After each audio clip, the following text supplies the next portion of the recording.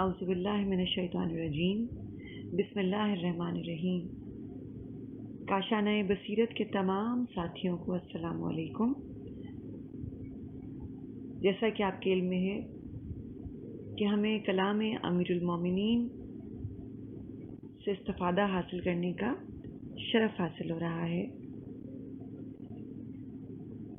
1400 سال کے بعد بھی نہج البلاغہ کے سننے والوں کو وہی لطف، وہی جاذبیت محسوس ہوتی ہے جو اس زمانے میں لوگوں کو ہوتی تھی۔ مولا کائنات علی ابن ابی طالب کے ساتھی جو خود فن خطابت سے تھوڑی بہت آشنائی رکھتے تھے، آپ کی خطابت کے شیدائی تھے۔ انہی شیدائیوں میں ایک نام جناب ابن عباس کا ہے، جن کے بارے میں جاحظ نے لکھا ہے کہ وہ خود بھی ایک زبردست خطیب تھے۔ انہوں نے حضرت علی کی باتیں اور تقریریں سننے اور ان سے لطف اندوز ہونے کا اشتیاق انتہا سے زیادہ تھا۔ انہوں نے اس اشتیاق کو چھپایا نہیں۔ ابن عباس حضرت علی کے ایک مختصر خط کے بارے میں جو خود انہی کے نام لکھا گئے تھے، کہتے ہیں کہ پیغمبر اکرم صلی اللہ علیہ وآلہ وسلم کی باتوں کے بعد اگر میں نے سب سے زیادہ کسی کے کلام سے استفادہ حاصل کیا ہے تو وہ حضرت علی علیہ السلام کے کلام سے استفادہ حاصل کیا ہے۔ اور لطف یہ ہے کہ دشمن بھی اس بات کے معترف ٹھہرے، جیسا کہ تاریخ میں ہے کہ امیر شام آپ کا سب سے بڑا دشمن تھا، اور وہ بھی آپ کے کلام کے غیر معمولی فصاحت و بلاغت کا معترف تھا۔ ایک شخص محقق ابن محقن حضرت علی کو چھوڑ کر امیر شام کے پاس گیا اور چاپلوسی کی خاطر خوش کرنے کے لیے اس نے کہا کہ میں ایک گونگے ترین شخص کو چھوڑ کے تمہارے پاس آیا ہوں۔ اب یہ سنتے ساتھ ہی امیر شام نے اس شخص کو ڈانٹتے ہوئے کہا، وائے ہو تجھ پر، تو علی کو گونگا ترین شخص کہتا ہے، جبکہ قریش علی سے پہلے فصاحت سے واقف بھی نہیں تھے۔ یہ علی ہیں کہ جنہوں نے قریش کو درس فصاحت دیا۔ لاکھوں سلام ہو باب مدینۃ العلم کی ذات گرامی پر۔ آئیے آج کی حکمت 448 کی جانب چلتے ہیں۔ مولا کائنات کا فرمان ہے کہ جو چھوٹی چھوٹی مصیبتوں کو اہمیت دیتا ہے، خدا اسے بڑی مصیبت میں مبتلا کر دیتا ہے۔ اس مختصر جملے میں امام عالی مقام نے لوگوں کو متنبہ کیا ہے کہ ذرا سی مصیبت میں گھبرا کر ناشکری نہ کریں، مبادا اس سے بڑی مصیبت میں گرفتار نہ ہو جائیں۔ اس دنیا کی زندگی مصائب سے خالی نہیں ہے۔ ہر ایک کسی نہ کسی مشکل میں، کسی نہ کسی پریشانی میں شکار نظر آتا ہے۔ کیا کوئی ایسا شخص مل سکتا ہے کہ جس نے تمام زندگی کوئی مصیبت نہ دیکھی ہو؟ کیا زندگی جو خدا کی نعمت ہے ہمیشہ دوستوں، رشتہ داروں، جاننے والوں کے دکھ کی تلخی سے وابستہ نہیں ہے؟ کیا طویل عمر پانے والے بڑھاپے میں طرح طرح کی بیماریوں کا شکار نہیں ہوتے؟ اگر ہم ایک نظر دنیا میں ڈالیں تو ہم دیکھیں گے کہ کہیں شادی کی ناکامی، کہیں بے اولادی، کہیں اولاد کی بیماری،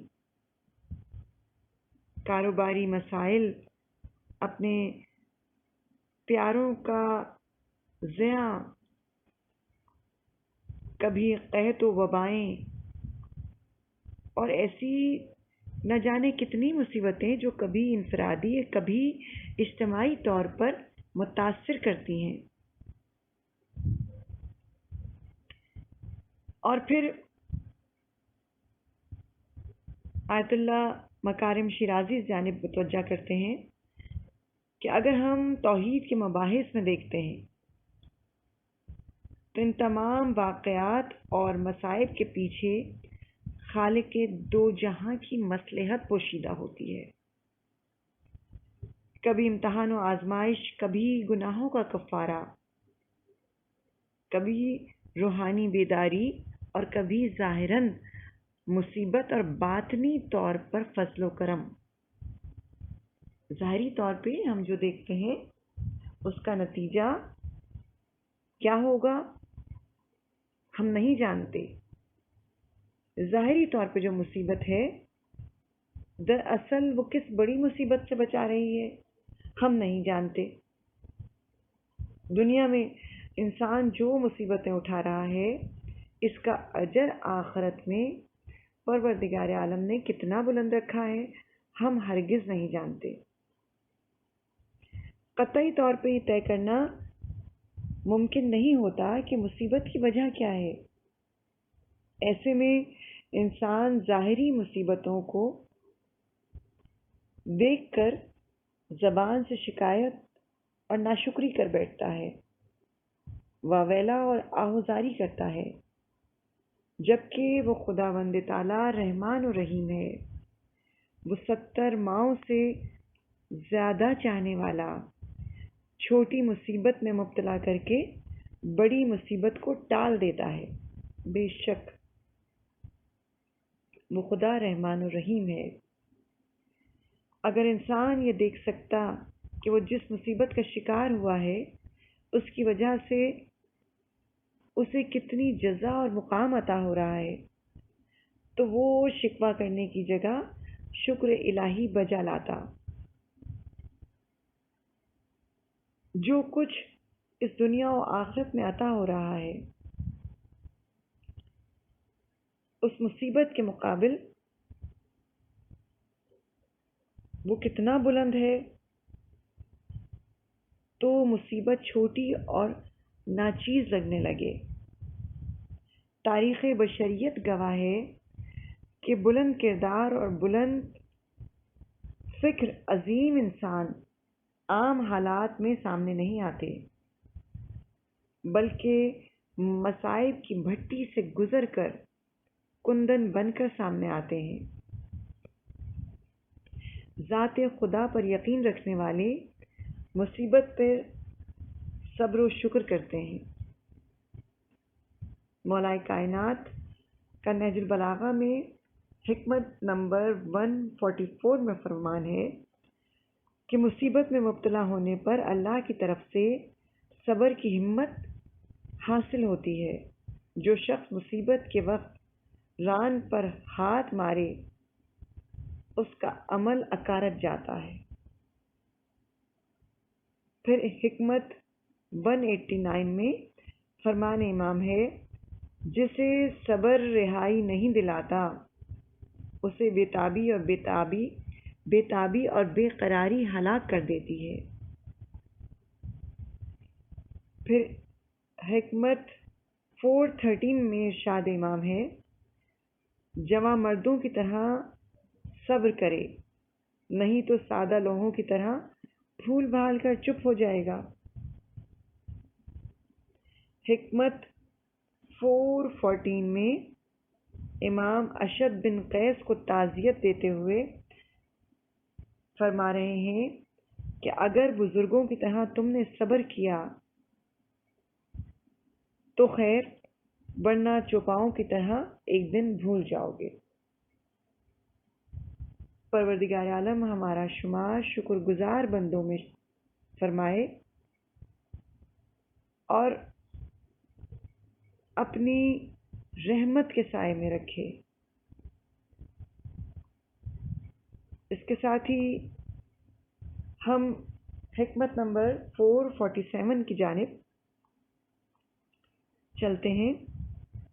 امام کا فرمان ہے کہ جو شخص احکام فقہ جانے بغیر تجارت کرے گا وہ ربا میں مبتلا ہو جائے گا۔ اسلام وہ دین نہیں ہے کہ جو رہبانیت کی تعلیم دے کہ انسان خدا کی عبادت کے لیے دنیا سے ناطا توڑ کر جنگلوں بیابانوں میں نکل جائے، بلکہ اس کی خوبصورتی یہ ہے کہ وہ چاہتا ہے کہ دنیا میں رہ کر حکم خداوندی پر عمل کرو تو حلال رزق کمانا بھی عبادت کے سانچے میں ڈھل جاتا ہے۔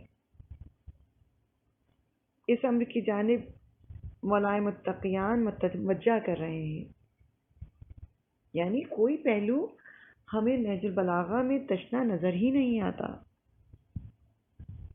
جو جس فیلڈ سے تعلق رکھتا ہے اس فیلڈ کے لیے رہنمائی مولائے کائنات امام المتقیان کے کلام میں نظر آتی ہے۔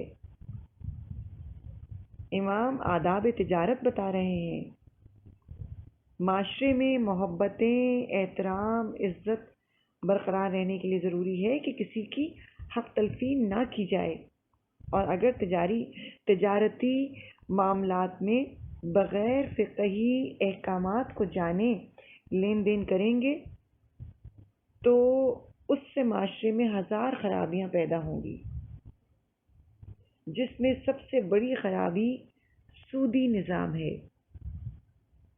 جس کی وجہ سے احترام انسانیت مفقود ہوتا نظر آتا ہے۔ اور ہم آج کے دور میں یہ نقصان اپنے معاشرے میں ہوتا ہوا دیکھ رہے ہیں۔ اچھا، سود کے نقصانات دیکھنے ہیں، کس وجہ سے مولا نے منع کیا، کس وجہ سے یہ اصول دیا۔ ربا سود کو کہتے ہیں۔ ربا عربی زبان کا لفظ ہے کہ جس کا معنی زیادتی، بڑھوتری اور اضافے کے ہیں۔ اردو زبان میں اس کے لیے سود کا لفظ استعمال کیا جاتا ہے، اور انگلش میں انٹرسٹ ربا کے ہم معنی الفاظ میں ہے۔ ہم اسلام میں سود کے بائیکاٹ کے بارے میں اتنا جانتے ہیں کہ غاصبوں کو خدا نے سورہ بقرہ آیت نمبر 279 میں متنبہ کیا ہے کہ اگر تم نے نہ چھوڑا تو اللہ اور اس کے رسول کی طرف سے تمہارے خلاف اعلان جنگ ہے، اور اگر توبہ کر لو تو اصل مال تمہارے واسطے ہے، اور نہ تم کسی پہ ظلم کرو اور نہ تم پر ظلم کیا جائے گا۔ قرآن صامت جس بات سے روک رہا ہے، قرآن ناطق اس بات سے دور رہنے کا اصول فراہم کر رہا ہے۔ قرآن مجید میں دیگر آیات قیامت کے دن سود خور کے لیے عذاب الہی کا اعلان کرتی ہوئی نظر آتی ہیں۔ یہ اسلامی حکم نہایت فائدہ مند اور دانشمندانہ ہے، کیونکہ جس معاشرے میں سود خوری رائج ہو جائے جلد ہی دو گروہوں میں تقسیم ہو جاتا ہے، غریب اور امیر، غریب تر، امیر تر ہوتا چلا جاتا ہے۔ جو ملازمت کے بغیر کام کرتے ہیں وہ امیر، جو روزگار معاش کے لیے حاصل کرتے ہیں، اور مزدور جو محنت مزدوری کرتے ہیں، انہیں محنت کی کمائی سود خوروں کی جیبوں میں ڈالنی پڑتی ہے۔ ہم آج کی دنیا میں سود کی شدید بدعنوانی کو دیکھ رہے ہیں، یہاں تک کہ ہمارے زمانے میں دنیا کے بڑے ممالک کے معاشی امور میں شدید بحران اس سود کی وجہ سے پیدا ہو رہا ہے۔ اس کی سب سے بڑی وجہ ممالک کے معاشی نظام کے تباہ ہونے کی وجہ یہ سود کا مسئلہ ہے۔ اس کے علاوہ سود اخلاقی امور کو کچل دیتا ہے۔ یہاں میں ایک بات اور کہنا چاہوں گی کہ میں نے جو ابھی ممالک کی بات کی، تو ان تمام ممالک میں ہم اپنے ملک کی مثال دیکھتے ہیں کہ برسوں سے کس طرح قرضوں میں جکڑا ہوا ہے۔ بڑی طاقتوں سے جو رقم لی جاتی ہے اس پہ سود بڑھتا چلا جاتا ہے اور ملک نسل در نسل قرض کے جکڑ میں رہتا ہے۔ اس کے علاوہ یہ سود اخلاقی امور کو کچل دیتا ہے اور دولت مند غصب کرنے والوں میں غریبوں سے شدید نفرت کا سبب بنتا ہے، جو کبھی کبھار معاشرے میں نفرتوں کا ارتکاز کا سبب بن کر بڑی بغاوتوں کا ایک ہنگامہ نظر آتا ہے، احتجاج نظر آتا ہے۔ آج کی دنیا کا ایک مسئلہ سود خور بینکوں کا ہے، جہاں سود کے تانے بانے اس طرح بنے جاتے ہیں کہ اس سے بچنا ہر ایک کے لیے محال ہوتا چلا جا رہا ہے۔ اس دور کا ذکر کرتے ہوئے، جس دور میں ہم آپ ہیں، اسی دور کا ذکر کرتے ہوئے رسول اکرم نے ارشاد فرمایا، لوگوں پر ایک وقت ایسا آئے گا جب سود خوری عام ہوگی، اور اگر کوئی سود خور نہیں بھی ہوگا تو سود کی گد اس کے دامن پر ہوگی۔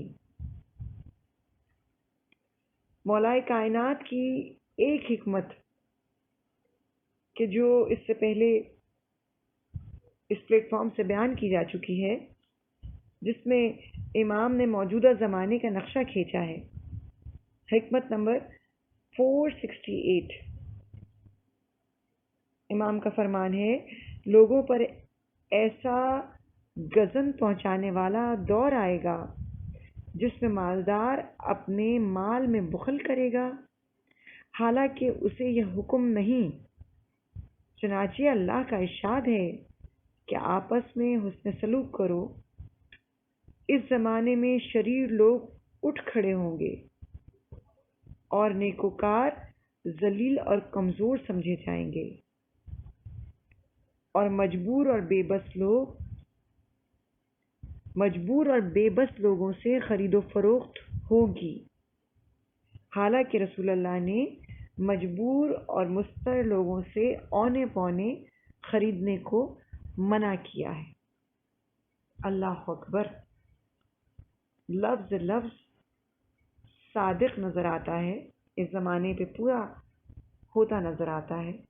پروردگار عالم ہماری نسلوں کے ایمان کو سلامت رکھے اور جلد وارث حیدر اپنی آخری حجت کا ظہور فرمائے۔ الہی آمین یا رب العالمین۔